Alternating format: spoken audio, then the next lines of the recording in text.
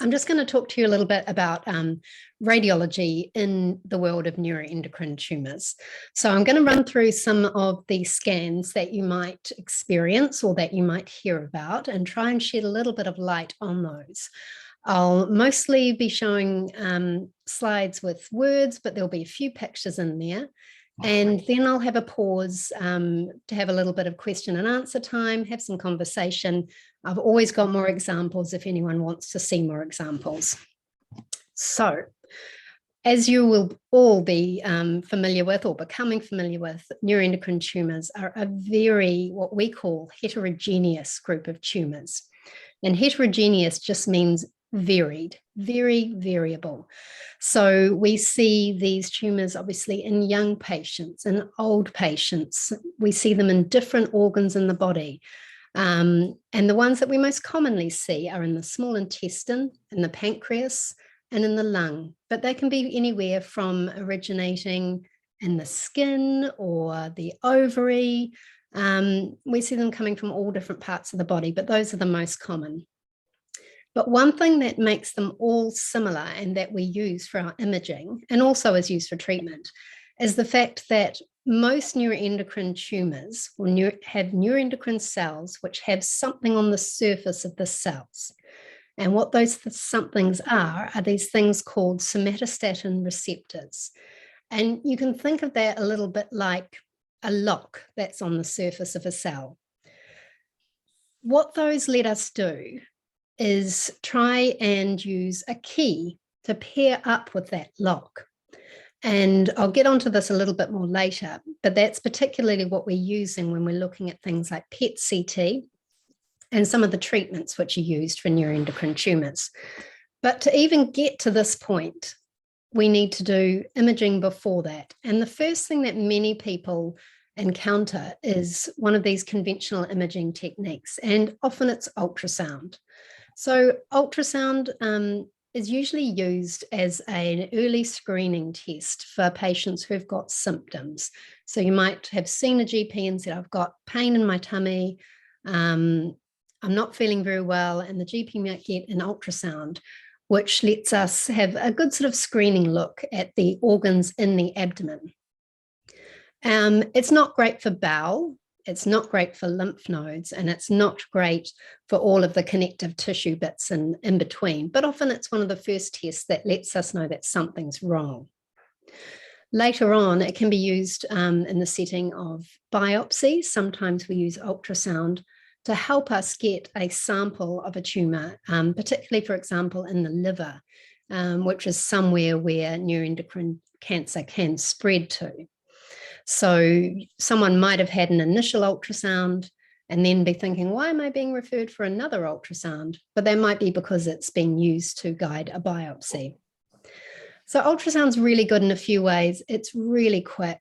It's easy. There's often no preparation needed. You can get it done anywhere, but it does have some disadvantages. Depends a little bit on who's doing the ultrasound as to what they can see. And as I said, it doesn't visualize bowel well. CT or computed tomography, I'm sure you've all come across. It's our absolute workhorse of imaging. And this is probably the most common test that you'd encounter as part of the imaging journey. So it's often used to make a diagnosis. It's used as what's called staging. So staging is when we do a first check of the body to see where cancer is, where it might have spread to, and how much is there. Restaging is basically when we recheck in again and we see what's changed. Has something changed because of a treatment? Has something changed because the disease has progressed? So that's something we call restaging. We can also use it in particular ways to look really carefully at the anatomy if there's surgery which is being considered.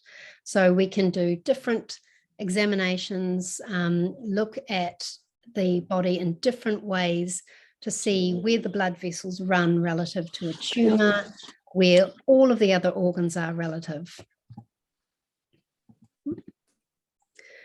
It's got some advantages. It's readily available. It's quick. It's easy. It's got some disadvantages. It uses ionizing radiation. For a lot of people, it's not a concern, particularly as you get older. The chance of developing problems down the line from having radiation is not such an issue. It does sometimes become an issue if we have a very young patient and we know we're going to need to follow that patient up for a long time. Another issue is that it doesn't give us any functional information. So we can look at something and we can see how big it is, and we can see what color it is to give us an idea of what might be there in terms of solid tissue or fluid. But size doesn't always correlate to the activity of something. It doesn't tell us what that is made of, or how quickly it's growing, or how it's behaving. And it can sometimes be sensitive to technical factors.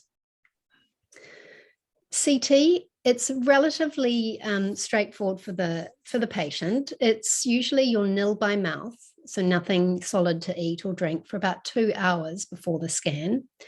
You'll have usually an IV lure, so that's a little IV cannula put into a vein in the arm. And we inject something called intravenous contrast.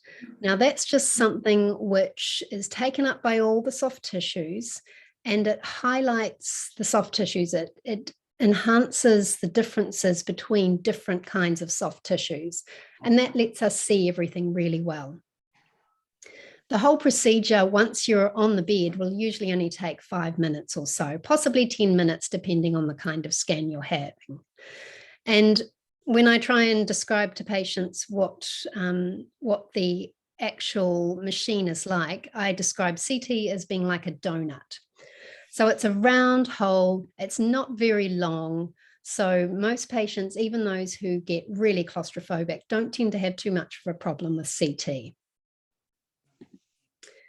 MRI, or magnetic resonance imaging, is a slightly more involved technique, and it's one we usually use as a problem-solving technique.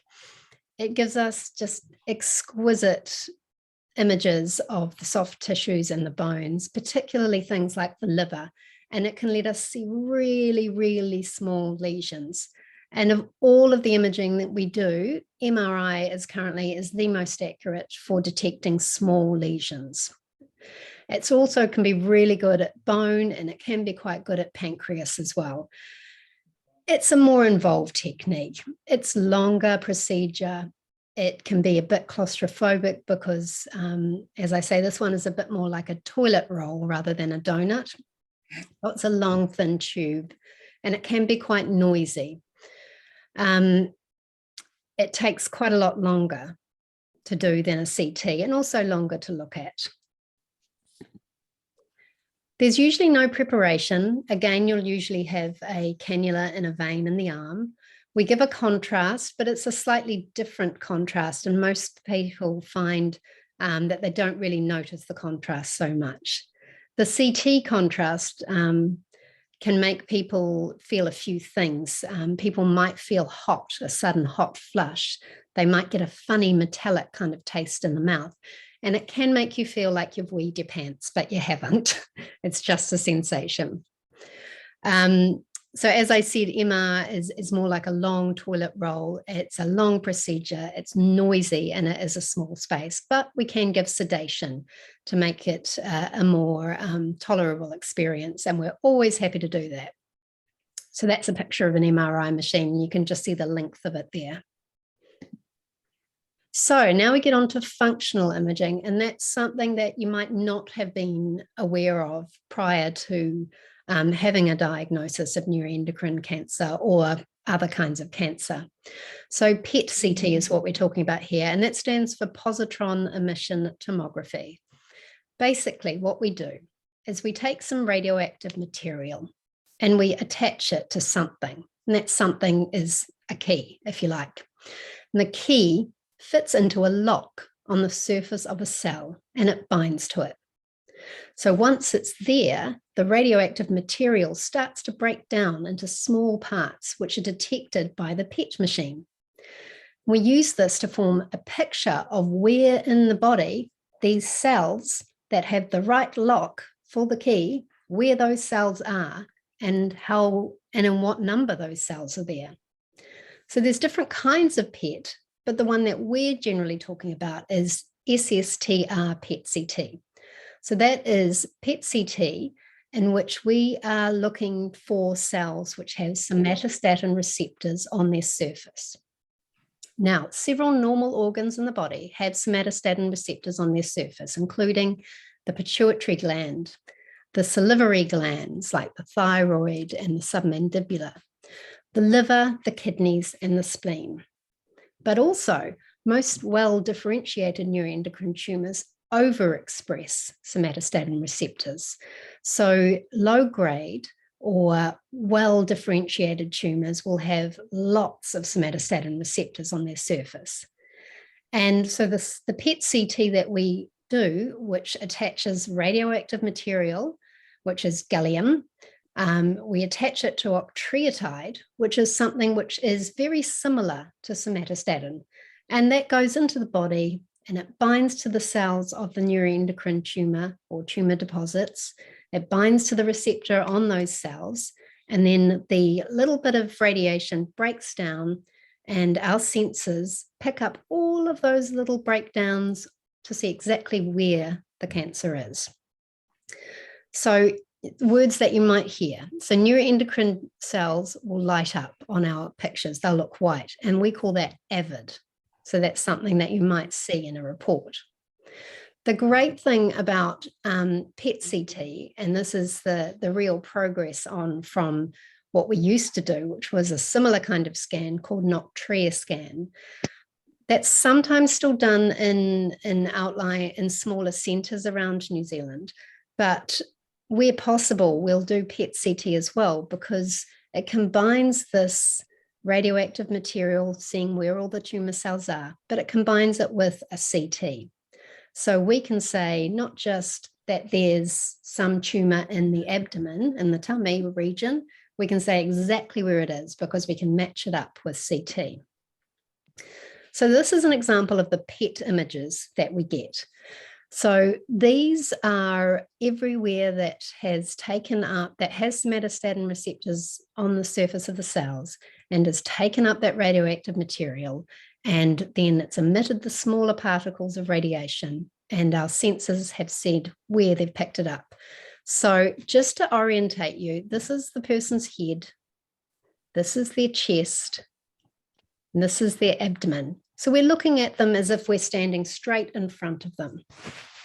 So some normal organs. This is the pituitary gland in the head at the base of the brain. These are some of the salivary glands, like the parotid gland, one on each side, the submandibular gland, one on each side, and this is the thyroid gland.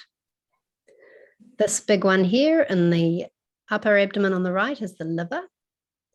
This is the spleen, which you can see takes up a lot of the gallium. So this is very, what we'd call very avid. And these are the kidneys. This is a little bit of tracer that's been mixed in with urine that the kidneys have made, and it's gone down to the bladder. So with that, we can get a CT scan, and we get thousands of these images, CT and the PET, and we can use those to match them up. Different colors here, but same information. This is just showing that we can match up the uptake in the liver with the CT image of the liver. And this lets us just get really detailed information. So what's it like for the patient? Well, one of the things is that a lot of people will have been using something called octreotide, and octreotide is obviously a medicine which can help to control some of the hormonal symptoms that some patients with neuroendocrine tumours get. And just like the mechanism that we were discussing with PET-CT, octreotide works in the same way. So it binds the receptors on the surface of those cells and it blocks them to stop them producing hormones. But if a person's taking that, they need to stop that before they have their PET scan, or the way that we get around it is to do the PET scan just before the next dose of octreotide. And that ensures that all of those receptors won't be blocked up with the octreotide. They'll be available for our substance to bind to the cells. Usually it's water only for about 3 hours before the scan. And then after you're injected with the GAT8, the study's performed about 45 minutes later, which is an improvement over the old Octrea scan, which usually requires scans several hours later and then usually the following day as well. Again, there'll be an IV lure, be a contrast injection, and then on the table, you are there for about 25 minutes on the table. Overall, usually it's about 2 hours in the department from woe to go. And another thing to remember is that you usually are radioactive for about 5 hours. So we tell people that they shouldn't be around pregnant mothers or small children for that time. Also important when you're scheduling plane flights, etc. So the roles of PET-CT, GAT8 PET-CT is extremely useful. We use it for confirming or excluding a diagnosis. We use it for finding where what we call the primary disease is. That's where the disease began. Sometimes we can't find that initially, and it can be very useful to guide our management. We use it to define the extent of metastatic disease. That is, has the disease spread? If so, where and how much? And we use it to guide treatment decisions. So depending on all that information, that might suggest that someone would be better suited to surgery or chemotherapy or PRRT. It might say that they're suitable, or it might say they're not suitable for one of those treatments. So just a few keywords. So AVID, lights up. It's white on our scan. It means that there's lots of somatostatin receptors on the surface of that cell. And why is that important? Because that's what we use, one of the treatments, PRRT, that's how that works as well. It uses a larger dose of radiation and it binds that to the lock, which is the key, which is going to fit into the lock on the surface of the cell. If there's lots of lock, that's a good dose we can deliver. So yeah, the degree of uptake correlates with receptor density. You might hear terms like SUV max, which is basically a number that we use to quantify that amount of uptake. Or you might hear or see in the report something called a Krenning score, which is a qualitative measure of the uptake. So that's a way that we describe how avid something is by comparing it to other organs in the body. So Krenning score uses no uptake, means there's no uptake if it's 0. If it's 1, it's less than liver. If it's 2, it's slightly less or equal to liver. 3, greater than liver. 4, greater than spleen. So just to, oops, sorry. Right, so for example, this is an image, the same kind of orientation as before. So like we're facing a person straight on. And you can see the normal spleen here. You can see the normal kidneys. And you can see that the liver looks a lot splotchier than that other image that we were looking at.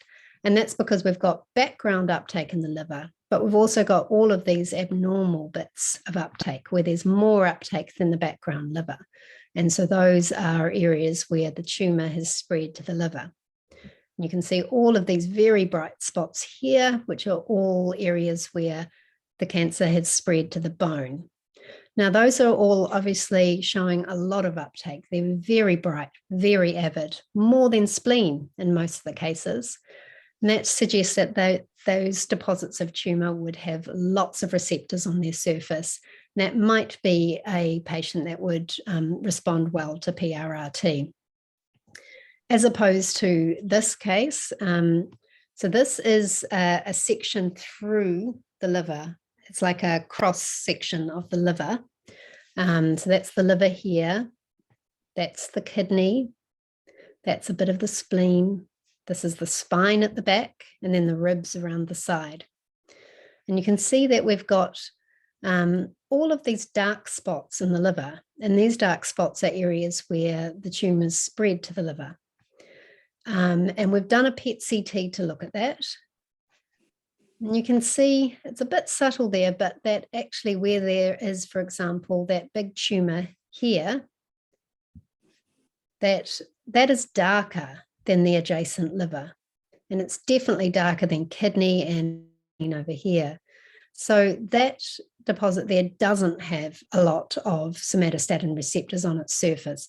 And that is not going to respond well to PRRT. It just doesn't have the receptors to take up the radioactive material, so it's not going to work. So the last thing that we use GAT8 for a lot is to assess response to treatment. And I'll just show you an example here. This is a patient with many areas of cancer which have spread to the bone. You can see all of these. And this patient had PRRT, and this was their follow-up scan. So you can see the difference here. All of those very bright spots have just disappeared entirely. We've got one little bit of activity here where there was a very large, very bright area previously, but most of those areas have just become almost invisible on this PET scan. So this was a really good response to treatment. Like anything else, GAT8 PET has its issues. It's got its pitfalls and limitations. One of those that we mentioned was that patients who are on a somatostatin analog therapy, like octreotide, will need to time their scan with their octreotide dose. Sometimes if disease is very small, like lesions in the liver, less than 1 centimetre, those might not show up on a PET-CT, and that's a time that we'll often use MRI if that's going to make a difference to what the treatment pathway is. Not everything that demonstrates uptake on a GAT8 PET-CT is necessarily neuroendocrine tumour, so there are a few fake outs, but that's where also the CT comes in real handy to help us sort of see what the CT appearance looks like and come up with the best diagnosis. The physiologic uptake, as we saw before, is just something to be aware of. And then we get onto the poorly differentiated disease. So one of the aspects of the variability of neuroendocrine tumours is that they can be anything from what's called a well-differentiated tumour, which is basically means that when they look at it under the microscope, the cells look like normal neuroendocrine cells. Those tumours tend to be quite slow growing neuroendocrine tumours, the well-differentiated ones. They can go along for a very long time and be quite slow growing. When we get to the other end of the spectrum, we have poorly differentiated disease. And those cells, when the pathologists look at them under the microscope, they can look very bizarre, very wacky. They don't really look like normal cells. And that disease can be more aggressive. It can grow quicker. Often when cells become poorly differentiated and become strange and wacky, they lose some of their normal features, like having somatostatin receptors on their cell surface. Obviously, that can change what treatments will work. So often we may also perform, in addition to the GAT8 PET-CT, something called an FDG PET-CT. Now, this is where we attach a radioactive material again, but instead of attaching it to a somatostatin analog, we attach it to a sugar molecule. Sugar molecules get taken up by cells that are turning over, that are multiplying or growing rapidly. So this gives us some information on the metabolic status, how quickly a cell or a growth is growing. And we will find that it will help us sometimes to guide the treatment. So for example, if there is a patient who has a cancer which has become poorly differentiated, it's lost those somatostatin receptors, it's going to be cold on GAT8, it's going to be negative or non-avid, but it might be hot on FDG PET-CT. That's what we call discordant disease. In those cases, the patient is not going to respond well to PRRT because they just simply don't have the receptors on the cell surface. But if the cells are turning over rapidly, that might mean that they're going to be more sensitive to chemotherapy. So that becomes an option. So having the FDG PET-CT, we don't always need to do it. We only do it in some circumstances, but it can give us more information about what we're dealing with and possibly give us some information about potential prognosis and treatment decisions. This is just that example that I showed you before. So we've got this growth in the liver here, which is negative or cold on the GAT8 PET-CT, but was active on the FDG PET-CT. That tells us that this patient would probably respond better to chemotherapy. So I'll just stop there. After I have got examples, but it's probably a little bit of information overload at this point. So I'll just stop sharing and we can move to some questions if that's wonderful. Thank you, Jane. As always, I've learned some things. Look, let's start with Anita's question first. She's asking, is it normal to be nil by mouth before a CT? Because she's never heard that before. Well, some departments will have different protocols. So it's just that the contrast can sometimes make you feel a bit nauseous. So some departments will say nil by mouth for 2 hours prior. Others will say you can drink but not eat.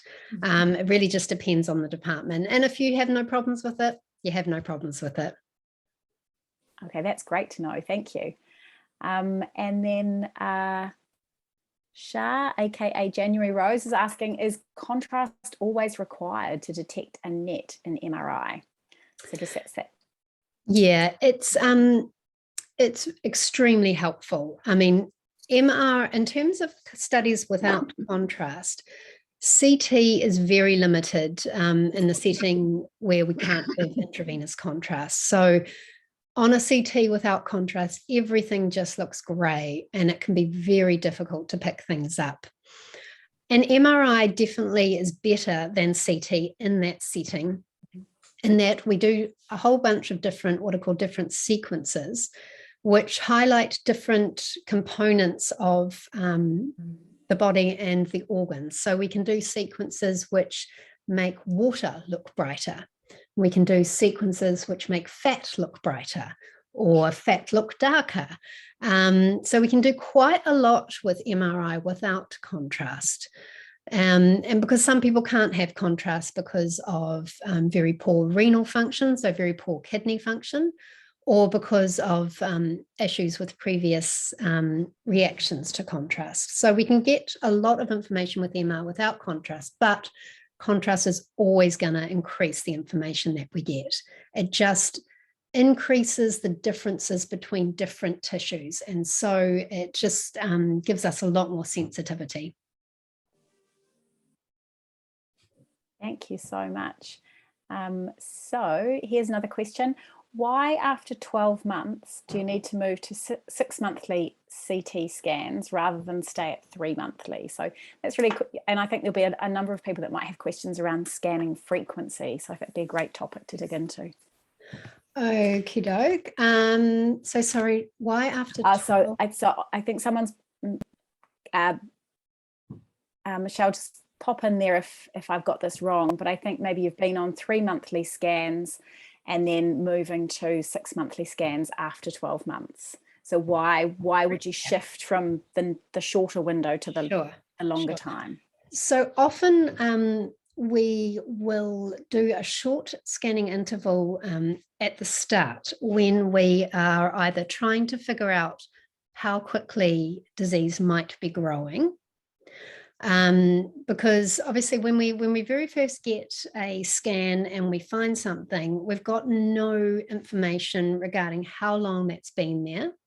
So how quickly it's growing, so how quickly we need to act or how aggressive something might be.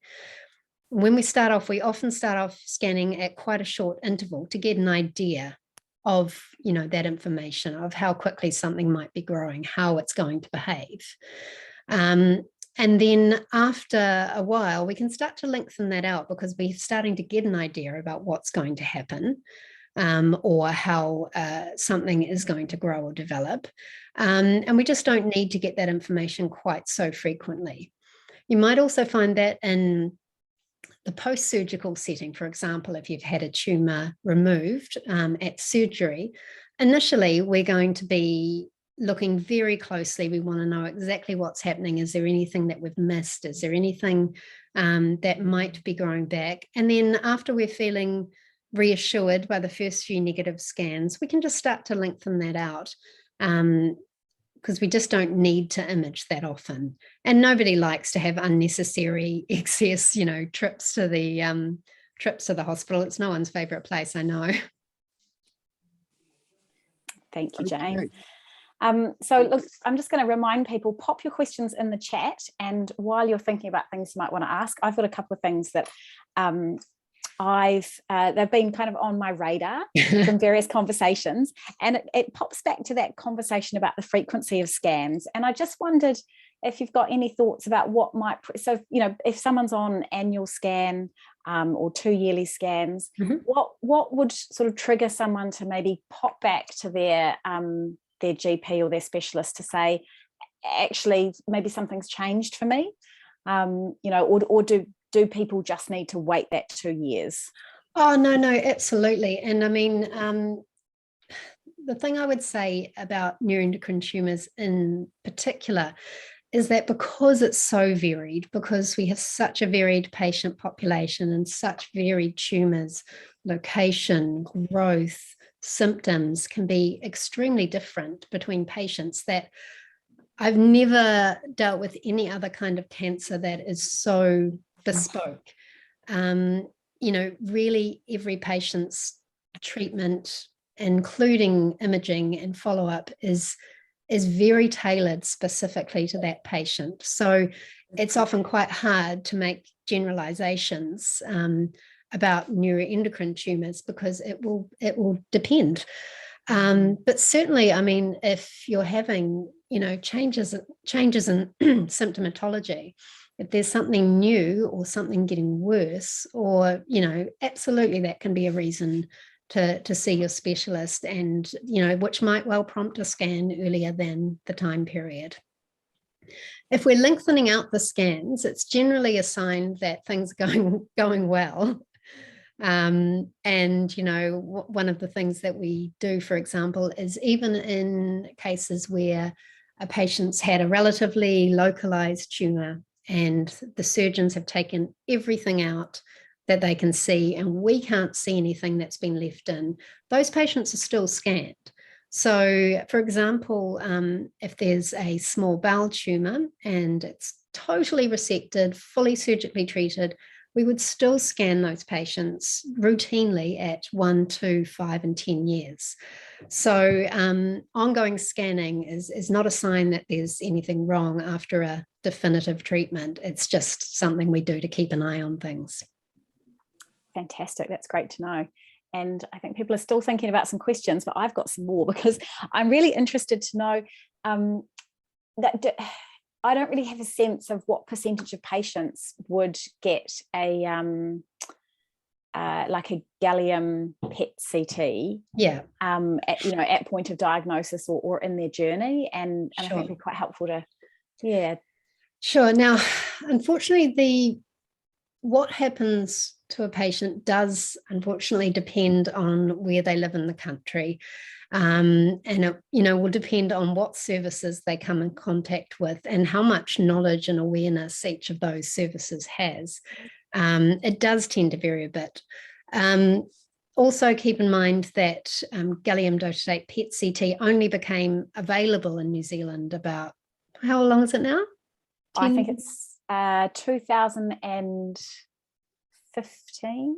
Yeah, so sort of 6 years or so. So there are a lot of patients who've been around a long time who've never had a GAT8 PET CT because it wasn't available when they were diagnosed, and they've just been, progressing, having their treatment, and there's been no need. So the basic indications that we have. So as I said, it can be used to confirm a diagnosis, or particularly if, for example, we can't biopsy. We would routinely recommend it for patients who are about to have a big operation. So particularly if the plan for the operation is to try and remove all of the disease. In that case, we would routinely recommend through, in the neuroendocrine multidisciplinary meeting, we would routinely recommend that patients have a preoperative PET-CT. Another case would be if we are trying to decide if someone is going to be someone who might respond to PRRT, we would do a PET-CT prior to that. And in that case, depending on the tumour, we might do an FDG PET as well, or it might just be the GAT8 PET-CT. That distinction is based on a couple of things, including the grade of the tumour, which is based on the pathology examination, and they look at the cells that are dividing and the cells that are turning over on their microscope screen. And based on that, we get an idea of what grade a tumour is.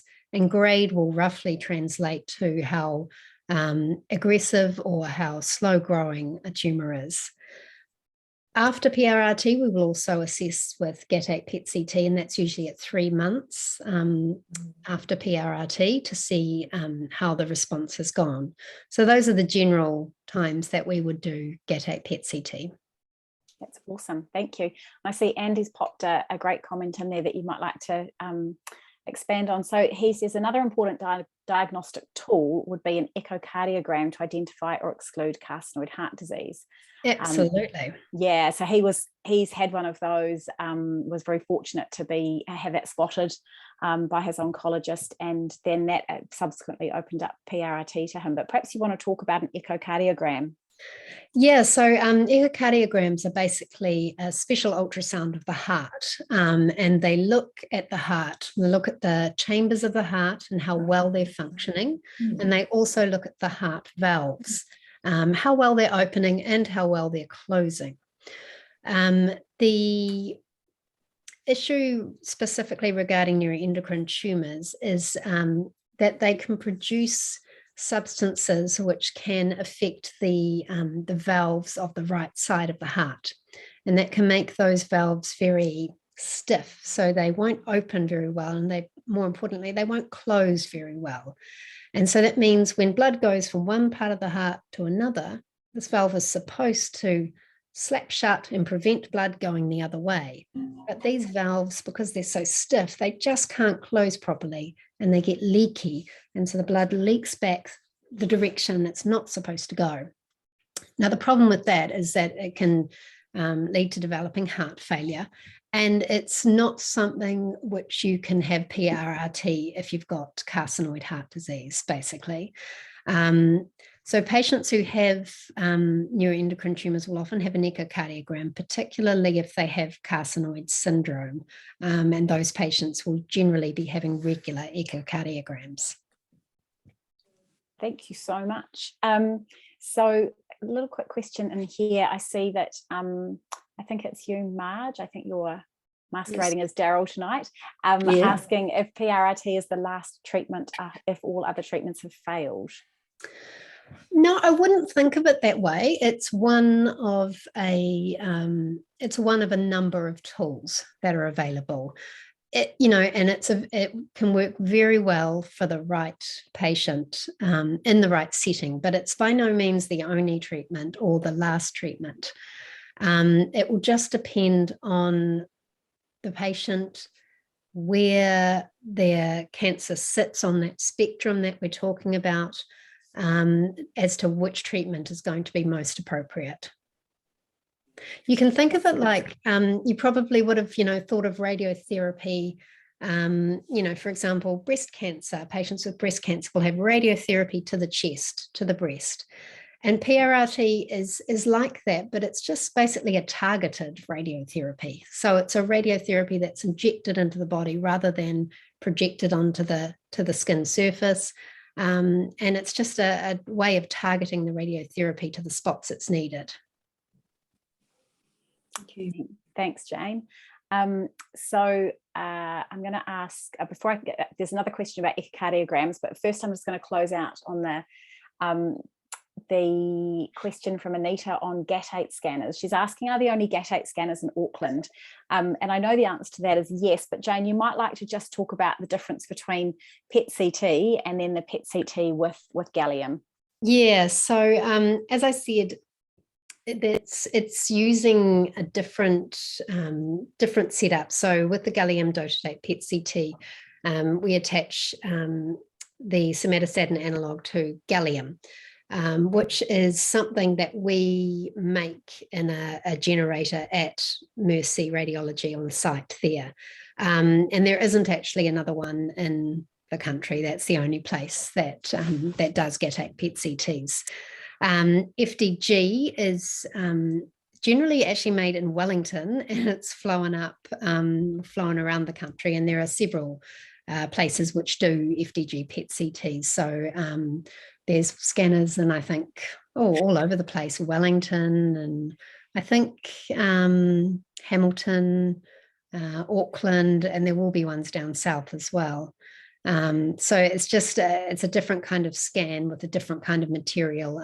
That's just we're the only place that's producing that in New Zealand. Thanks. I think hopefully that's a bit clearer there for you, Anita, and for everyone. So Manar's got a question about how often you would need an echocardiogram as part of the monitoring, and I think we're going to get an "it depends" answer from Jane, but perhaps you can give some, sort of minimum, maximum frequency. Sure. I mean, to be honest, it's a little bit out of my area of knowledge, and your oncologist would definitely have a better idea of that. I seem to have the number, yearly in my head, but that might be yearly in the setting of someone who has carcinoid syndrome. So not all patients with neuroendocrine tumours will get carcinoid syndrome. But for those who do, it's usually in the setting of having disease which is spread to the liver. And those are the patients, I believe, that have regular echocardiograms. Awesome, thank you. Now, while anyone's thinking of any last question they want to ask you, I've got a last question that brings you right back to scans, which is when you're looking at that scan with the, whichever scan it is, where you can obviously see the tumour, whether it's the GAT8 or the different systems you've talked about. Yep. How do you find the primary? How does it look different? Because I know lots of patients, their primary might not ever be identified. So yeah, I mean, that's more about pattern recognition. So it's about seeing where the disease is and thinking, well, if it's in these spots, where would that have likely come from? So, for example, we obviously have our most common areas. So our most common is, seeing as a small intestinal mass, and that usually spreads from the small intestine into what's called the mesentery, and that's just basically the connective tissue that sits in between all the loops of bowel, where all the fat and the blood vessels run and the nerves run out to the bowel from the abdomen, and it's got quite a characteristic appearance. So often on a CT, we'll be able to see a mass in the mesentery, but we won't be able to see the small bowel lesion because they can be tiny. They can be really small and have spread to the mesentery and to the liver already. But it's recognizing that pattern of disease, and that we know if there's a mesenteric mass and this liver disease and it's neuroendocrine tumor, we know that that's probably going to have come from the small bowel. So then when you find a bright spot that sits in the small bowel, then you can actually go, oh, hang on. If I look very carefully where that spot is on the CT, oh, there is a really tiny little subtle enhancing lesion there that you just wouldn't have been able to pick up from the, meters long of bowel, a very subtle lesion. So it can really guide us like that. Similarly, if you were to see a spot in the pancreas, and then, you can go back on the CT, and often you'll be able to find a very subtle abnormality that you just couldn't call by itself, but in correlation with the PET. It just helps you to see those really well.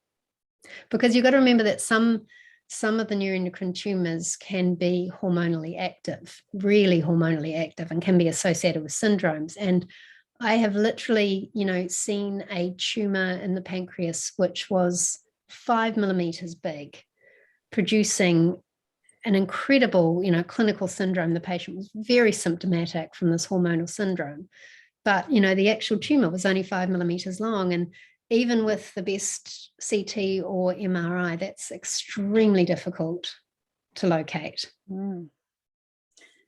Yes, we don't envy you your job, that's for sure. Look, and that last question here from Michelle, which I think is a really great one to end on. She's asking, do all scans go through the NetMDM meeting? No, so they don't. So we are a fairly, it's not a formal national MDT, but we do review cases from all around the country at the request of the oncologist usually, but sometimes the surgeon or the endocrinologist. The specialist who's looking after the patient will refer a patient for review at our meeting. And when we're there, we discuss the patient, how they presented, their clinical picture. We'll review the pathology to make sure it really is a neuroendocrine tumor and then it's being classified correctly. And we'll review the imaging as well. And we use that to form a management plan. But it's only those cases that are referred for review. That's really helpful. Thank you. So hopefully that's answered your question, Michelle. Look, I just want to finish, Jane, by saying how much we value your time. I've learned so much about how all scans work. And I'm sure that I speak for everybody in saying that, it's really so helpful to understand, what's being looked at and why with each of the different scans that pop along. And we've got a thanks message in here from Polisi saying, thank you so much, Jane and Michelle, for this evening. Very informative and helpful. Oh, it's my pleasure. Yeah, look, we really, absolutely my pleasure. Really appreciate your time. Now I know that you've got a family, so why don't you? Bedtime. Absolutely, you've got to go be mum, and we will say farewell to you. And if people wanted to stay on for a few more minutes just to connect with each other, because I know we haven't done a Zoom in a bit, or any other questions that you want, feel free. Otherwise, so you can say goodnight, Jane. Thank you so much for having me. Pleasure. Awesome. Ka kite. Bye.